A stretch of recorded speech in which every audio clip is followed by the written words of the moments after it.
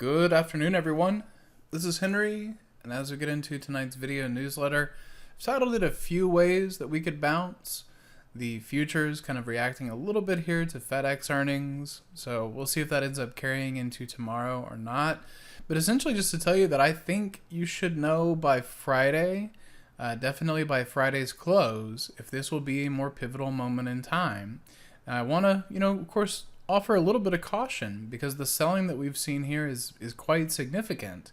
And I'm not going to be coming into Friday blindly buying it, but if you do start to see that this area in the ETF, it's about 515.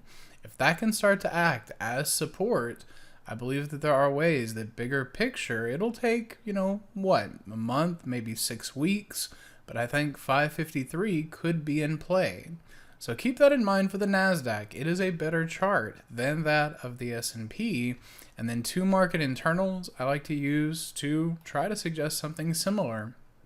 The first of which is the put-call ratio.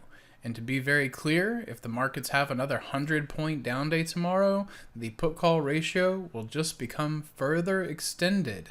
But what I like to look for, of course, this is today's reading, which you can see is so much more extended than that of all of this recent action. And then I'm just going to show you two other moments in time. This bar, which I think is a little bit of an anomaly, you kind of had just some weird readings at the open that kind of threw that a little bit. But all the same, market is November 29th. And then here, the previous reading that you had on November 14th.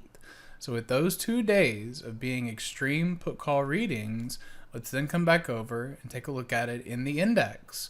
So here's the 29th, which you can see, the 27th into that just came into the 21 EMA.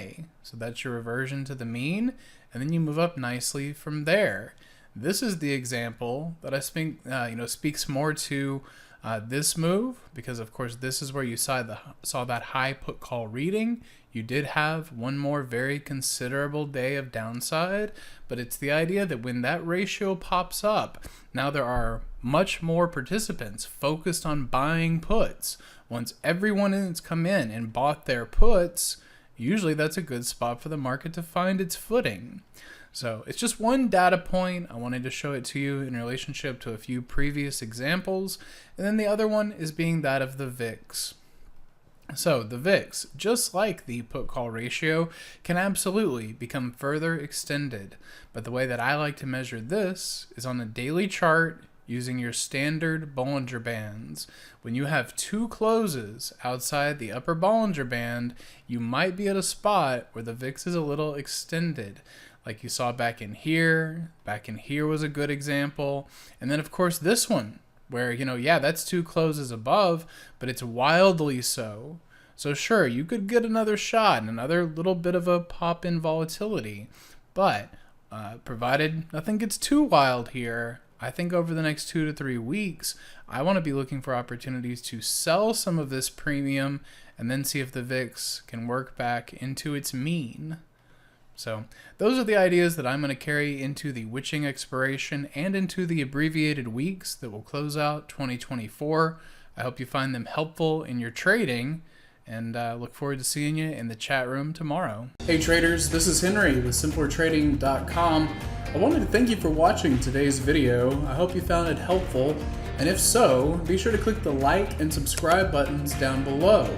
If you would like to also see me putting these ideas into action and trading my own account live in front of you, be sure to sign up at simplertrading.com, and I hope to see you in the chat room sometime soon.